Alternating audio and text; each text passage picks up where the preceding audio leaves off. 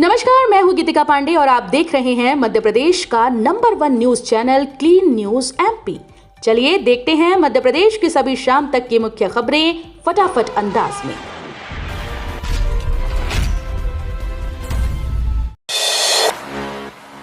1 अप्रैल को होगा इंदौर एयरपोर्ट के पुराने टर्मिनल 1 का उद्घाटन।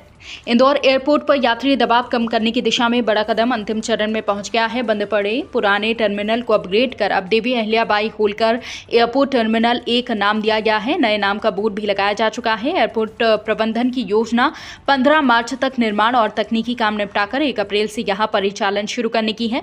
ये परियोजना 50 करोड़ रुपए से अधिक की लागत से विकसित की गई है।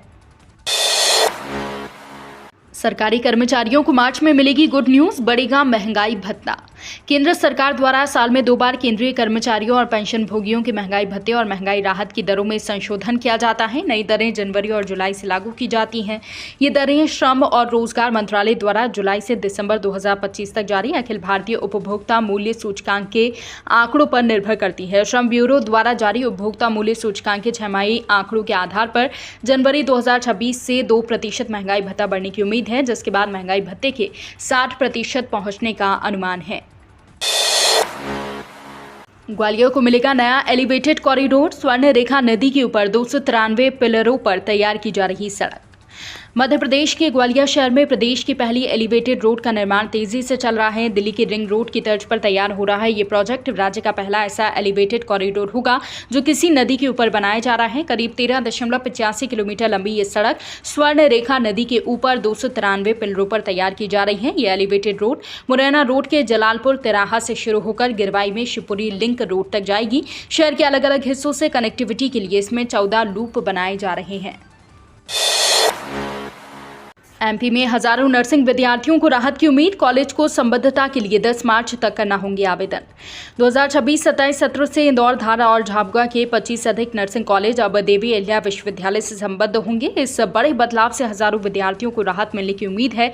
पिछले कुछ वर्षों से परीक्षा आयोजित करने और परिणाम घोषित करने में देरी जैसी समस्याएं आ रही थी, जिससे छात्रों को आगे की पढ़ाई और नौकरी के अवसरों में परेशानी होती थी। उच्च शिक्षा विभाग और Madhya Pradesh nursing registration council के निर्देश के बाद इन कॉलेजों को संबंधित राज्य विश्वविद्यालय के अधीन लाने का फैसला लिया गया। मार्च की शुरुआत में ही तपने लगा मध्य प्रदेश। होली पर 37 डिग्री के पार पहुंचा प्रदेश का पारा। मार्च का पहला सप्ताह खत्म होते होते मध्य प्रदेश में गर्मी ने रफ्तार पकड़ ली है। होली के मौके पर अधिकतम तापमान 37 डिग्री सेल्सियस से ऊपर दर्ज किया गया, जो सामान्य से करीब 3 डिग्री ज्यादा है। दिन के साथ साथ रात का तापमान भी बढ़ने लगा है, जिससे मौसम में गर्मी का एहसास तेज हो गया है। सबसे ज्यादा असर इंदौर और भोपाल, उज्जैन संभाग में देखने को मिला। वहीं ग्वालियर और जबलपुर में भी होली के दिन तेज धूप ने लोगों को झुलसाया।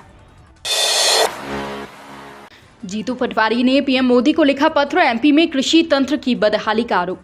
मध्य प्रदेश में कृषि तंत्र और किसानों की स्थिति को लेकर प्रदेश कांग्रेस अध्यक्ष जीतू पटवारी ने पीएम नरेंद्र मोदी को पत्र लिखा है। इस पत्र में उन्होंने कहा कि मध्य प्रदेश को देश का कृषि प्रधान राज्य कहा जाता है, लेकिन आज इस राज्य की कृषि व्यवस्था स्वयं ही सरकारी उदासीनता के बोझ तले दम तोड़ रही है। प्रदेश की मोहन सरकार ने वर्ष 2026 को कृषक कल्याण वर्ष घोषित किया, लेकिन सरकारी तंत्र की वास्तविक स्थिति इस घोषणा को एक कड़वा मजाक बना रही है।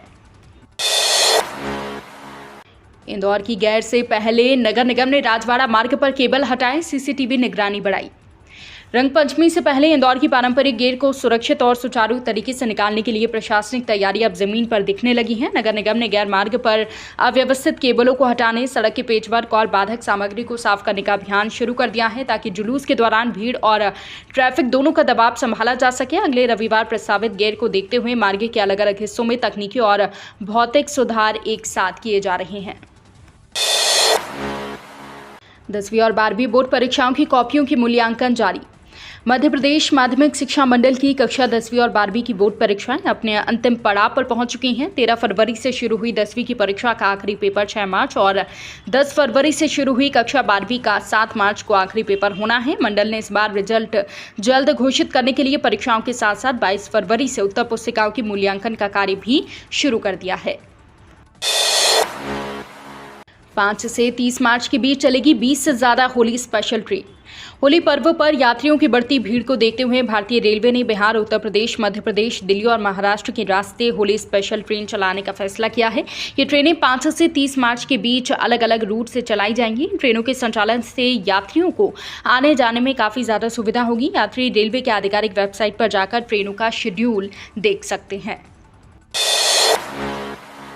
एमआई अस्पताल परिसर के स्टाफ क्वार्टर तोड़े जाएंगे। नई 1450 बेड बिल्डिंग के लिए जमीन खाली कराने के नोटिस जारी।